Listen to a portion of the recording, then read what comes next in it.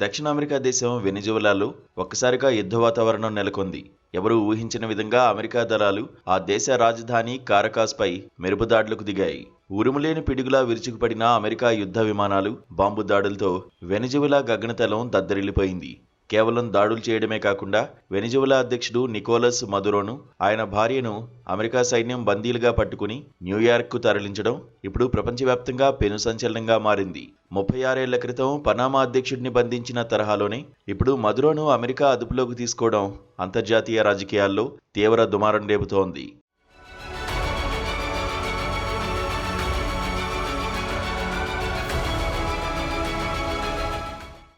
America అధ్యక్షుడు Donald Trump తన truth social media వేదికగా ఈ ఆపరేషన్ గురించి ప్రకటించడానికంటే ముందే కారకాస్లోని కీలక సైనిక స్థావరాలు ధ్వంసమయ్యాయి. లా కార్లోటా ఎయిర్ ఫీల్డ్, ప్యూర్టే లియోనా మిలిటరీ బేస్, లా గ్వైరా నౌకాశ్రయం లక్ష్యంగా అమెరికా డెల్టా ఫోర్స్ దాడులు నిర్వహించింది. దాదాపు 30 నిమిషాల పాటు సాగిన ఈ ఆపరేషన్లో 7 చోట్ల భారీ పేలుళ్లు సంభవించాయి.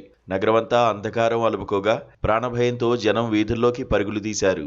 తనను బంధించే ముందే దేశంలో మదురో అత్యవసర పరిస్థితిని విధించినప్పటికీ అమెరికా దళాలు ఆయన బెడ్రూంలోకి ప్రవేశించి మరీ దంపతులిద్దరినీ యుద్ధనౌక ఐవో జిమాలోకి తరలించాయి. మదురోపై ఉన్న నార్కో టెర్రరిజం కేసుల విచారణ కోసమే ఈ చర్య తీసుకున్నట్లు అమెరికా అటార్నీ జనరల్ పామ్ బోండి వెల్లడించారు. అయితే ఈ దాడులు వెనుక అమెరికాకు ఉన్న అసలు లక్ష్యం వెనిజువెలాలోని అపారమైన చమురు నిల్వలను దక్కించుకోవడమేనని మదురో అంతకుముందే ఆరోపించారు.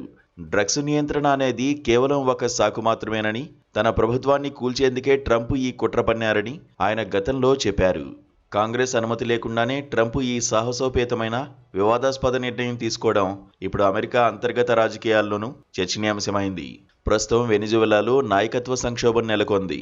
ఉపాధ్యక్షురాలు డెల్సీ రోడ్రిగ్స్, రక్షణ మంత్రి పాడ్రినో టెలివిజన్ ద్వారా ప్రజలను ఉద్దేశించి ప్రసంగిస్తూ అమెరికా చర్యను సామ్రాజ్యవాద దాడిగా అభివర్ణించారు. మదురో క్షేమ సమాచారాన్ని బయటపెట్టాలని వారు డిమాండ్ చేస్తున్నారు. రష్యా, చైనా వంటి దేశాలు ఈ దాడిని ఖండిస్తుండగా మరికొన్ని దేశాలు మధ్యవర్తిత్వానికి మొగ్గు చూపుతున్నాయి. వెనిజువెలా వీధుల్లో మదురో మద్దతుదారులు నిరసనలకు దిగడంతో అక్కడ ఉద్రిక్త పరిస్థితులు కొనసాగుతున్నాయి.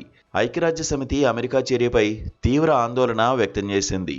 ఈ సైనిక చర్య ప్రమాదకరమైన సంప్రదాయానికి దారితీస్తుందని హెచ్చరించింది. అంతర్జాతీయ చట్టాలను గౌరవించకపోవడమేనని ఆక్షేపించింది.